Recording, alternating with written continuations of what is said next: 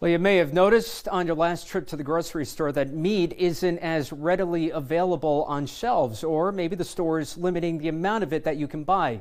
And that is because meat packing plants have proven to be hotspots for coronavirus outbreaks. That is putting a strain on the supply chain. But as Chelsea Washington reports, could be a chance too to better both your body and the environment. For some, there's nothing like a good burger or steak, but going without sometimes is good for your health and the environment.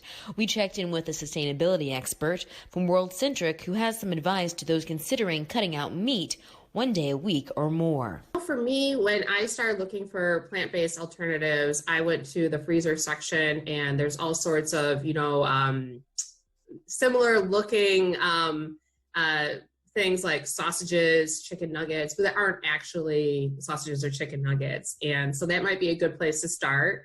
Looking at the different plant-based burgers that are available that you can dress up with other things that you like cheese or what have you, and I think that some of them are very similar to me, but other ones, are very different, and you just got to realize that they're going to taste completely different from meat, but they're going to also have the same effects in terms of filling and having protein and making your body feel good. As for the environment, Centric says if Americans give up meat just one day a week, we could save up to 100 billion gallons of water a year. But perhaps even more startling, says Centric, is a recent experiment that was conducted.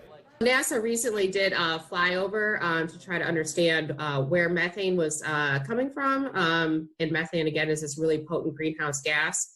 And they found that livestock factories were the major source of methane in the environment. And so one of the ways that we can help all curb climate change is reducing our meat intake so that we're just not producing so much methane and changing the climate.